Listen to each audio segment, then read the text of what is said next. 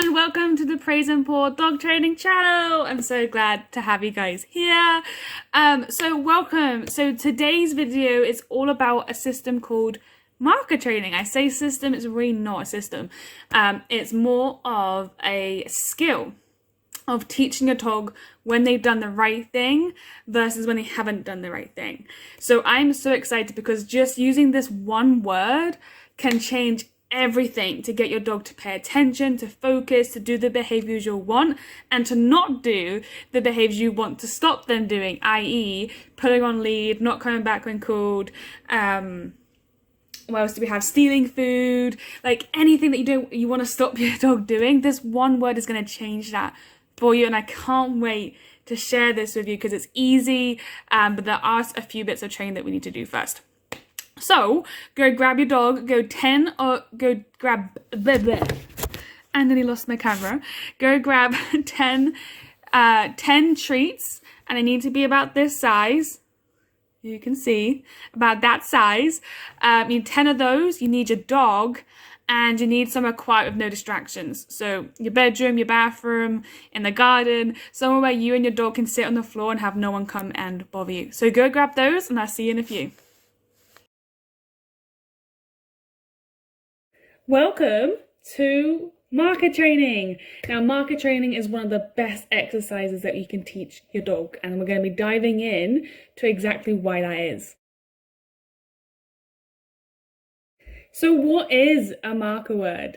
So a marker basically is a sound or a signal if you have a deaf dog that signals to the dog that a reward is going to come, they've done something good. Yeah. So for example, maybe when you're a child, your mum would tell you when you were good and when you were bad. My mum would say, you're doing good, you're a good girl, nice work. And I know that I did something good to be able to get that praise. And a marker works in a similar way. It teaches the dog that when they hear that sound, they're going to get something good. They're either going to get a reward or a reinforcer.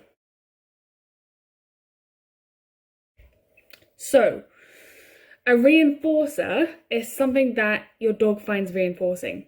So this can be treats, this can be distance to be able to get away from something if you've got a fearful dog. It can be, what else can we find reinforcing? It can be play, it can be chase, as whatever your dog finds reinforcing. And then when I say reinforcing, what I mean is it's what drives your dog, it's what your dog enjoys. It's like that's what's getting them to be able to do the thing.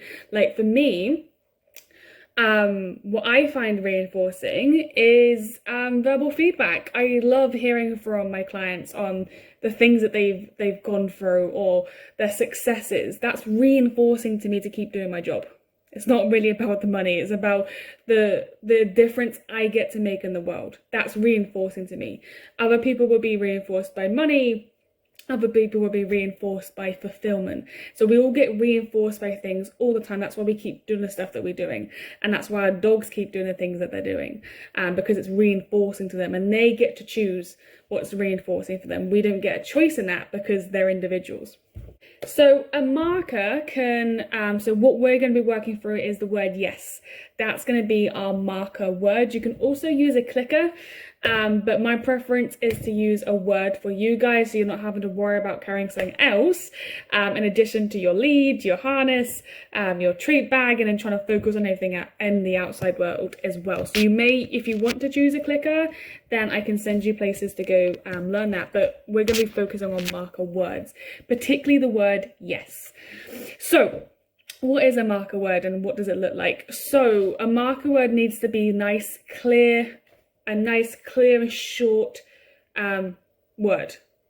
Okay, so we don't want to have a word that's like yes or woo, or we want it to be nice and short. So yes or good, nice. And the reason why we want to have it nice and short is because it really gets into our dog's brains a lot quicker, which means they're going to be able to listen more. Whereas if we zone it out, there's a high chance that our dogs are going to zone out from it because it's not clear and cut. And our dogs work best by having really short, clear instructions. So You guys are gonna choose one word. I recommend either having yes, good, or nice, picking one of those and practicing it. Practice saying yes really short, and nice really short, and good really short. Try not to let it phase out. It's really easy to do that, but your homework is to not let that happen. So choose a marker word, and then we're going to go into teaching your dog how to what it means, so they know that when they hear that, a reward comes. So when do you use your marker words is the next question you guys are probably wondering. So you want to use your marker words whenever your dog does the behavior you want. So when they check in with you, when they stay by your side, when they follow an instruction, anything that you're wanting your dog to be doing. And the reason why we do this is because once we start marking our dogs for their behavior, then it's going to get our dogs to do more of that behavior.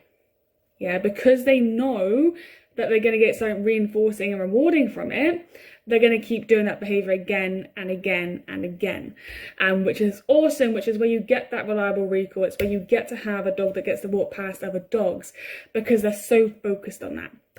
And they're doing it because they're working for you and they see why it's important. So that's what we're going to be diving into today, is teaching marker training to your dog. So you've got it for a tool to take everywhere. Now, it's really important when it comes to marking training that we're super accurate. And what I mean by that is when we're using our marker words, our dogs don't speak English, right? They don't speak English, they don't understand what we're asking. So that's where the marker word comes in. It allows us to really communicate to our dog what we're asking them to do. The other part of that is we want to be really accurate when we're using that. Because if we're not being accurate and maybe we say it too late or too early, our dogs aren't going to understand what we're asking them to do, and it might end up in a behavior that you might not want. So for example, if you mark your dog for lunging, or you mark your dog for doing something else and it wasn't ideally what you wanted, then we can end up accidentally teaching our dogs things, which is all undoable. But it's really important that we get accurate from the beginning. So choose your marker word that you want to use. So yes, good, or nice. Go and practice in the mirror, or even with your partner, practicing the word, saying it, and then practice with your dog too. So let's dive into the video of how you can train that with your dog.